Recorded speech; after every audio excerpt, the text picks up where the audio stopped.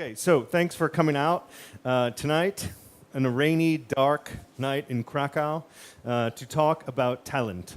Probably what most people say is the most important thing in running a business, a startup, a company, whatever you want to call it. But it's serious stuff, and we have to take a serious look at it so that we can make our businesses successful. And that's what I want to talk to you about tonight.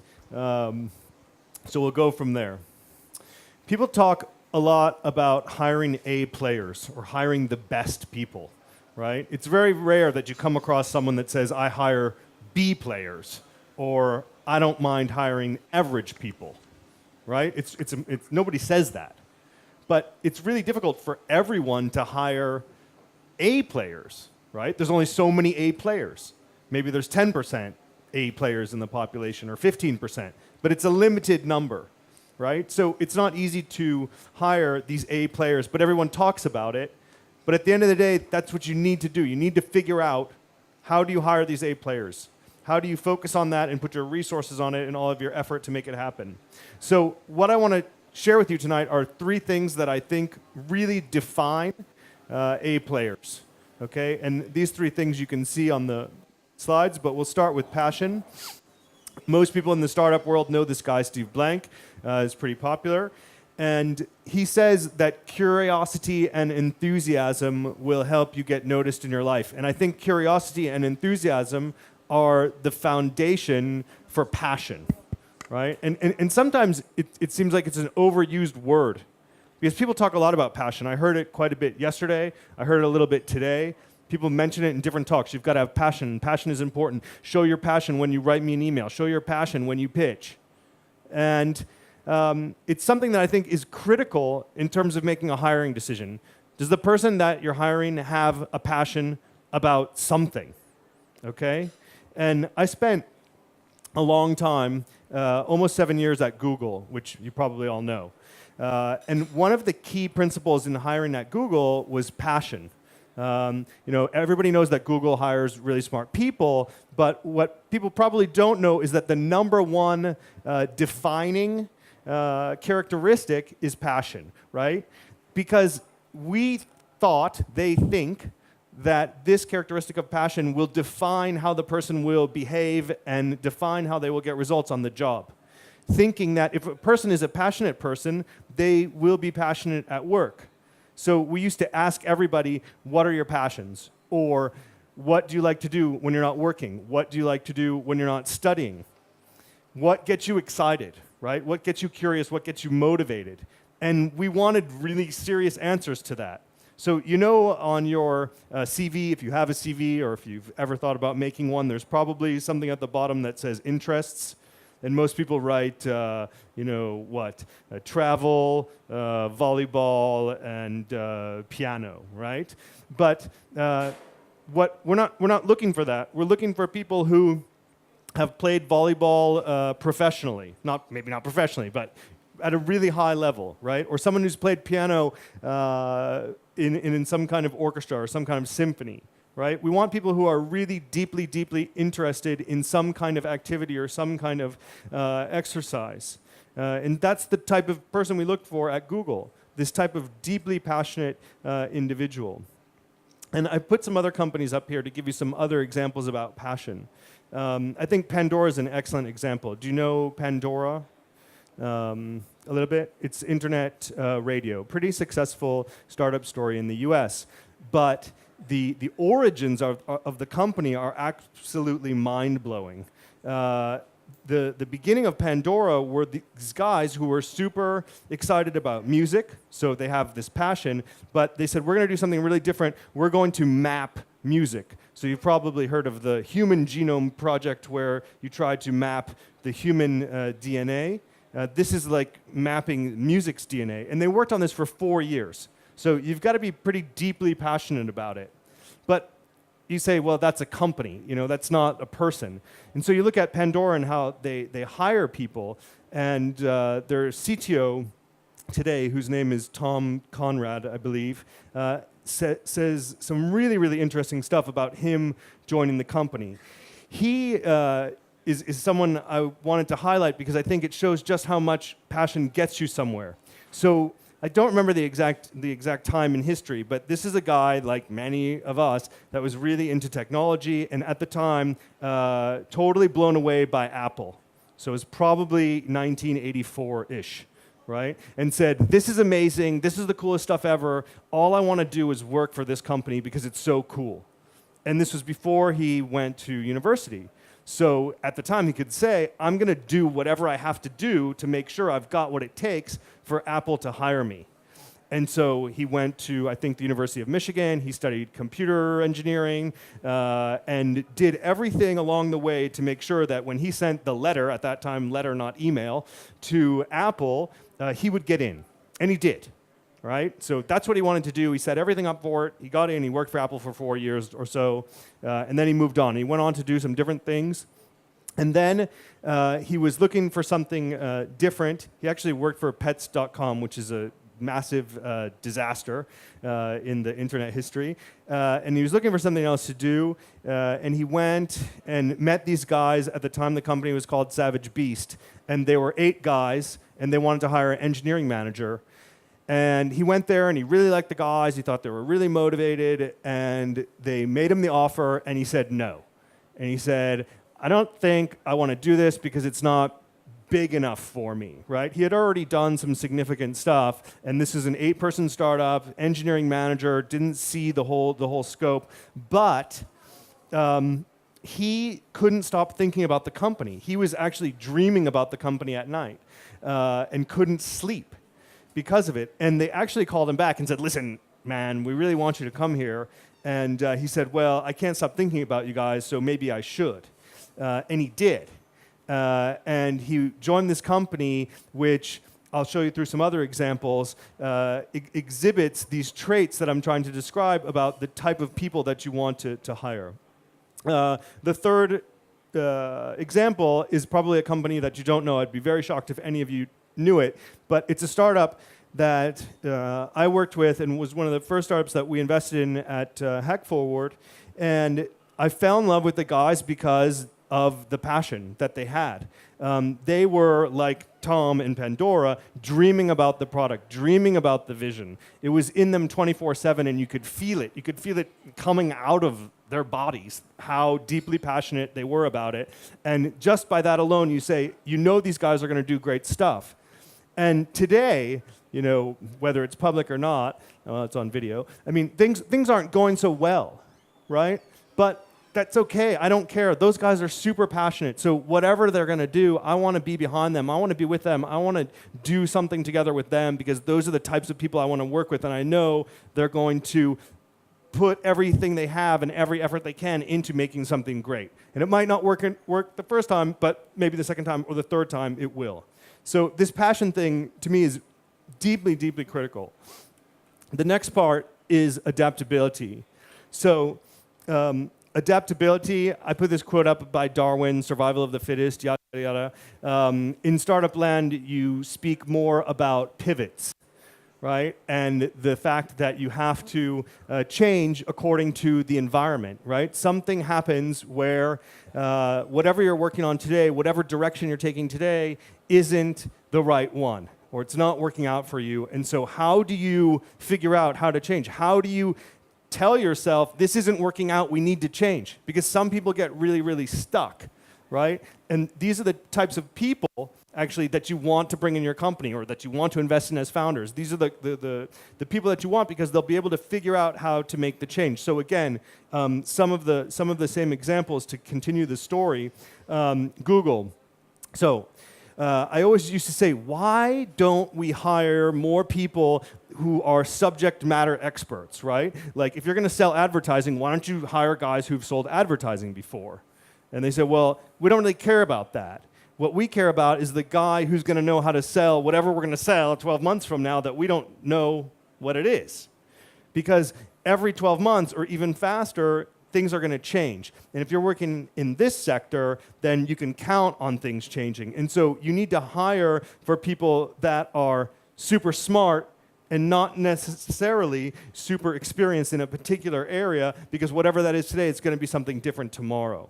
So look at it again from Pandora's side. When Tom, the CTO, joined, they were a B2B company. and they had a handful of clients. The idea was that they were going to put kiosks in stores like Best Buy to help people pick out CDs. And it wasn't working. It really wasn't working. And these guys sat down and they said, we've got to do something different. We have all this great material, all this great data. And so they said, okay, well, we can do B2C and give it a try going a different way. And that's what happened. And obviously, that's what it is today. Then you look at another company, which you might know is Fab.com. Very, very successful. Been in the news lately for raising another massive amount of money, I think 100 million or so. Well, do any of you know what Fab.com was before what it is today? Nobody?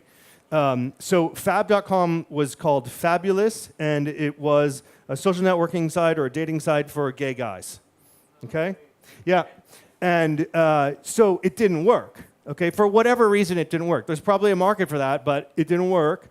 And they were kind of out of cash and out of ideas for making it work. So they went to the investors and they said, look, sorry, this dating site didn't work, but we've got a new idea, and it's Fab.com.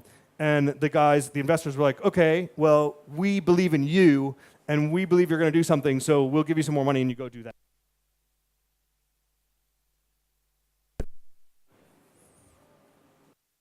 Hello, hello, hello. Is it back? Okay.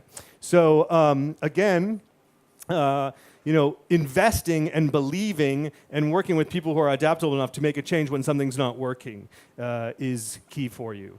So then, finally, the third area is resilience. Okay, and this guy keeps going off. It's not me, I don't think, but I'll try not to touch. But so this guy, George Anders, he's not really well known except for, oh, welcome, please join us. But they're special. This guy wrote this book called The Rare Find, okay? And there's not many recruitment books that I would recommend. Most of them are really, really bad. But if you want to read one book about how to find great people, then read this guy's book. He tells amazing stories about hiring for all different kinds of companies and all different types of people, not just tech, certainly not just tech, but things from Navy SEALs to nonprofit organizations. But how do you find these special people that fit within? And a big part of what he talks about is resilience. And basically what I say is, how do you get back up when you've been knocked down? Okay? Because that's going to happen over and over and over again, right? How do you stand back up when somebody says you suck or your product isn't any good and you're not worth it? So again, the examples. I'll start with Netscape, which I always put myself into the old man category when I start talking about Netscape, because it's getting to the point where sometimes I do these talks and people don't know what Netscape is, which means that I'm getting old and you're getting younger, but that's all right. So Netscape was my first experience in tech. That was my first kind of real job. And I was working in New York City before and working for a nonprofit organization, and I needed a new job, and Netscape was the coolest thing ever at that time, at least if you liked tech. And so I called Netscape and some people that I knew there, and I said, yeah, what do you have? I really want to work there. And they said, we have a marketing job. And I said, that's cool. And then they called back and said, well, actually, we don't have that marketing job anymore. We have a recruiting job. And I said, that's cool. I really didn't care. Like, Netscape could have said, we have a toilet cleaning job, and I would have went there because it was Netscape, and I wanted to be there, right? Well, I got there, and I became this recruiter, and I had no experience whatsoever. And let me tell you something, it sucked, right? It was the hardest part in my career because I had no idea what I was doing. I was falling down all over the place. And the problem was that, when I joined Netscape, it was the hottest thing, but as soon as I joined Netscape, Netscape went public, and it wasn't the hottest thing anymore. And as you know, then, like today, engineers are in super hot demand, and I'm trying to get them to come to Netscape, and everybody else is trying to pull them all these other ways. I don't know what I'm doing, so I'm basically just kicked down by the managers, by the engineers that I work with, driving home to San Francisco at night, crying to my mom, saying, this sucks, and then getting sat down by my managers and them saying, look, David, this isn't working out. It's not, you're not getting the results that we need. So we've written this paper, this 2-page paper, for you about what you need to achieve in the next 6 months, and if you don't achieve it, well, there's going to be some problems. And that, to me, was the motivator. It was like, all right, fine, fuck you. I'll show you that I can do this. I just need a little direction. And I just went down that list and checked everything off and figured out how to do it. That's what I needed, right? But that's my story of resilience, right, as an individual.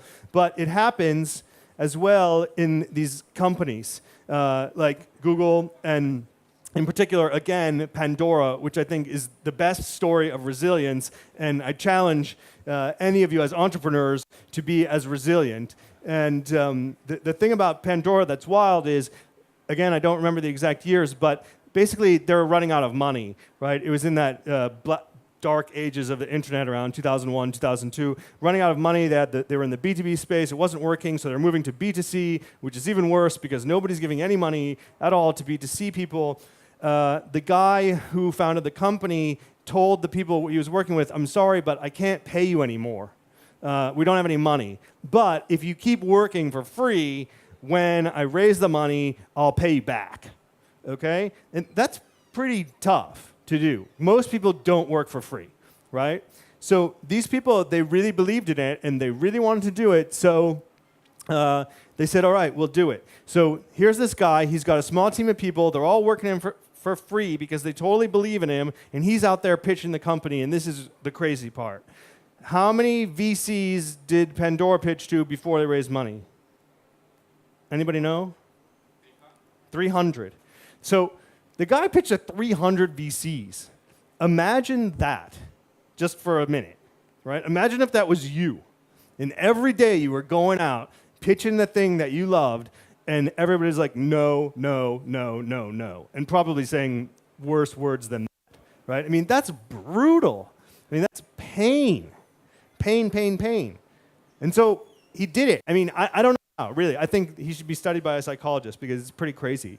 But this is the kind of stuff that you're looking for. You want to find the person that's going to bounce back up time after time after time because they want it. They want to win. They want the success. They want the results. And that's what you're going for, okay? So in total, and I've done this presentation super fast because A, it's super late, B, I'm sweating to death, and C, it's more fun if you ask a couple of questions. But to tie it up, these three areas of passion and adaptability and resilience, what I think they mean all together is really determination. And when you look at what people are saying in the Valley who are making investments and hiring great people, I think above all, what everybody wants are the super determined people. And if you read things like Founders at Work by Jessica Livingstone, who's the partner in Y Combinator, the wife of Paul Graham, she will say, and he will say himself, that determination is the #1 most important indicator in making an investment decision, and I would say it should be the #1 most important decision in making a hiring decision. So I hope that you think about those things, and now let's have a little bit of an open discussion about these traits or anything else related to hiring.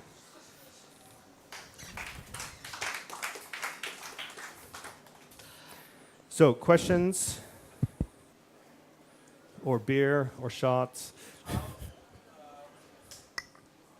What can be the right, for example, in the startups, when we do the pitches and everything, and if we win any project, and after the first thing is, we are going to create a team, we are going to work together, and next day what happens is the team is not there.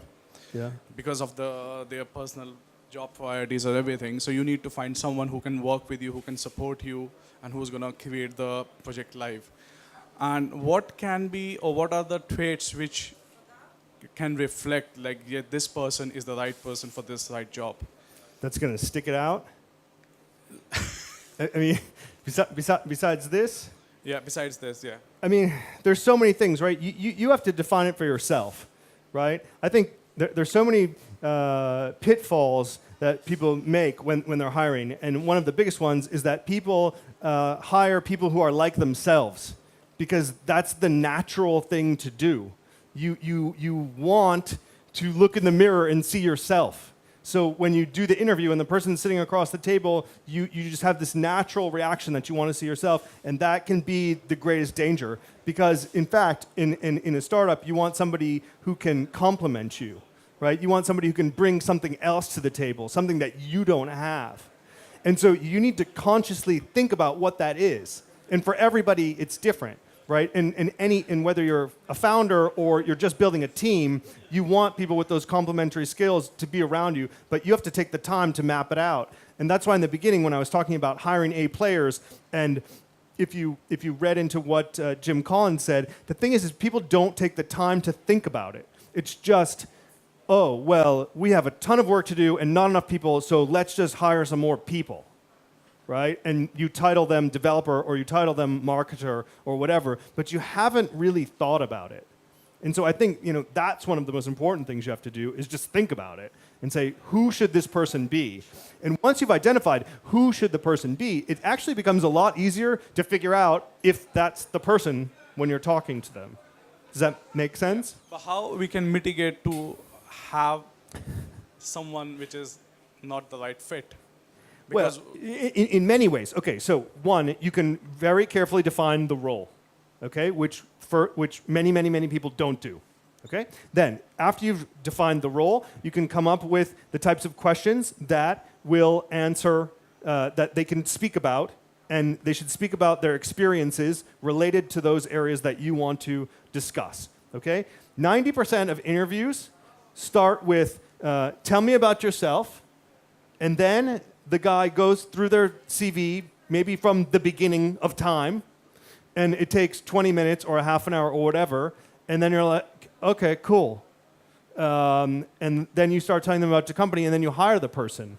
So most interviewers let the candidate control the interview, and that's really, really dangerous because you're just listening to the person and saying, well, sounds good, but you want to dig in according to those criteria that you've set. And then, just one last thing, what I think really, really helps, and I do some work with Prezi. Well, anyway, that's why I'm using that. But Prezi does something that I find really, really fascinating, and I'm not sure how long they can keep doing it. It will be interesting to watch.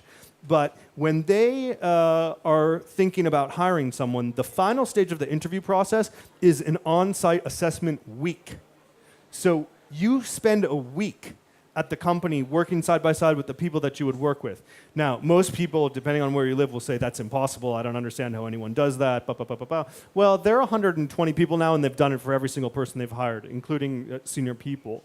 So it is possible, and if anything can give you an indication, it's working with the person, right? But there's no, I can't give you a magic potion.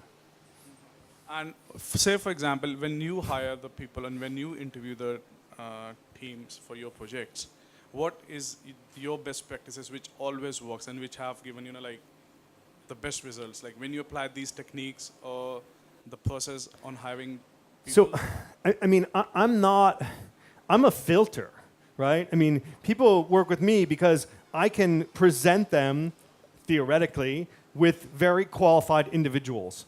But can I make the final call?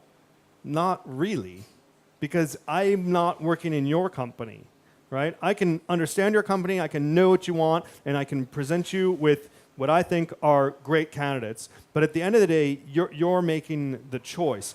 I struggle a lot with, in my business, these guarantees that company wants, saying, if the person doesn't work out, you give me my money back. But it's like, well, I gave you the best people, you put them through your process, which in many times I've guided you through the whole process, but then at the end of the day, you make the decision, right? And sometimes it's not going to work out. We try to optimize for that, but this is human behavior we're dealing with, and you never know what's exactly going to happen once that person starts, right? I mean, with the Pandora example, the CTO guy, Tom, he didn't want to do B2B, and when he joined, they were doing B2B. So he said, well, I'm just going to try it anyway. And then, they happened to change the B2C, so it worked out. But it might not have worked out if they had continued on the B2B route. So it's so hard. You'd never know. But if you do some planning and you do some thinking about it, I think you can avoid some costly mistakes. Thank you very Okay. much. There's some in the back, or these guys. Oh, okay. I'll keep away from you for a while because I know you're just going to heckle me. I have a very short question. Yeah. It is like nowadays it's more and more popular, like social hiring. Like I let my people in my company to find colleagues and so on. Yeah. And what is your opinion about it? So, so I think I'll try to answer quickly, but I think that social hiring, or I use the word referrals, can be very, very good and very, very important. So at Google, for an example, we were somewhere around 40% of all our hiring was through referrals. I remember very specifically the executive team saying if we could do 100% referrals, we would. I don't necessarily agree with that entirely, but that's how much they believed in it. So in terms of finding the right people for the company, it works very, very, very well. In terms of attraction, it's getting more and more interesting if you can find ways to activate your own company, your own employees, to promote your opportunities. And there's some really cool tools out there that are letting you do that more and more. So you have a job and you can get your employees to push it through different networks, and it ends up hopefully attracting more people. But I think referrals are great because theoretically, if I work for you and I say you should check out John, if I hand you a piece of junk, then it's my reputation, right? So theoretically, that's how it goes. Yep. Sorry? Diversity, right. So that's why I say I don't like the idea of the 100% referral scheme, because then it becomes this weird incestuous group thing. So I agree. I think you risk some of that. But 40% referrals, which is actually a very high rate for a company to have, is pretty good. So I wouldn't go too much beyond that. All right, I'm not going to heckle you. I'll give you a tough question now. So, the reality of most startups, you and I have both been around the block a couple of times. When you're hiring, everyone thinks they're an A player, right? Yeah. The reality is that very few people are actually A players who start companies and are in senior management and are in a hiring position. So, what's your advice from your experience? If you're not necessarily an A player, you're a B player. As we know, a lot of B players hire or convince A players to join their team and end up kind of taking you up a notch. So how do you convince the A players to join your team? I mean, how do you make yourself interesting enough for A players to come and want to work with you? Because everyone always talks about hiring in the sense of, I have to just find the right candidates, and then of course they'll come and work for me. I'll screen them and I'll get them to work for me. I think the reality of A players is they have choice, and you have to convince them to work for you. Sure. So just to clarify, are you saying how do you convince an A player to work for a B player? I'm saying the reality of most people who are out hiring, let's say if, at a really early stage, if you're a well-known brand, you're going to have people flocking to you, right? Dave Morin starts his next startup. He has 50 applications before he's even started it. But if you're an unknown entity and you might technically be a B player and you're trying to hire A players, how do you go about it? Yeah. Okay. So it's very, very challenging, right? And that's why I said, you guys weren't here in the beginning, but in the beginning I was saying everybody says that they want to hire A players, but most people don't. For many, many, many reasons. But the reality is simply that most people don't. But to persuade A players, I mean, the thing is that you have to apply to their motivations and their passions. Because people, like the guy who went and worked for Pandora as the CTO, I mean, why would this guy who's had a relatively successful career go work for this 8-person startup, right? As the theoretical A player? Because he believed deeply in the product, in the technology. So the thing that you really have to go for is to find somebody that's deeply into it, right? Because that's the first hook. And if you don't have that kind of hook, it's going to be really tough. I think the music business and the music startups have a bit of an easier time because so many people love music, right? It's a little bit different. I mean, I'm working for a client right now that crowdsources data off of mobile phones for network coverage, right? To me, I shouldn't say this, but whatever. I mean, it's boring, Like I'm just not interested in that at all. And that's good because they're not hiring me. They just want me to find someone for them. But you have to find somebody who's really into that, right? And once you do that, then the person gets really excited about it. But then you have to coach sometimes the founders or the people that are hiring of how to persuade at the same time as trying to interview. Because I think that's the biggest risk that startups have, is that they spend too much time interviewing and not enough time persuading. And you have to interview, right? I mean, it's your company and you want to make sure you bring the right person in, but you can't forget that you're trying to bring someone into a very high-risk environment. And so you have to spend the time to persuade, and that's where I see a lot of companies fall down, that they don't close because they don't take the guy to dinner or really try to understand his motivations or whatever you need. Cool? Also the B players should have, I think, the same characteristic as the people that you are trying to hire. Something like passion, determination, things like that. Otherwise, I think it's impossible to hire A players. I'm going to go out on a limb and say, I don't want to hire B players, right? No. You are a B player as a company, and you are trying to hire an A player. So in order to bring them on board, you should have passion, determination, and so on. This characteristic that you are looking for. Hopefully. But I think the other thing that the B player company, if you want to call it that, sometimes you just have to pay. And this is another option, right? Just if you want the great person, then some of them will work for money, right? The right amount. Anybody else? Last question.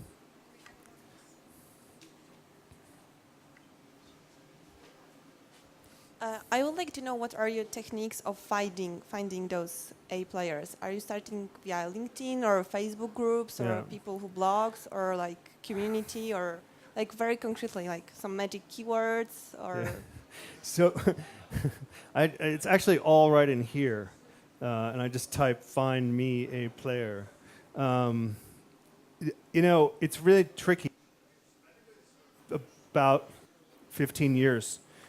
So over time, I've built up a great network, and that's what I rely on today is the network.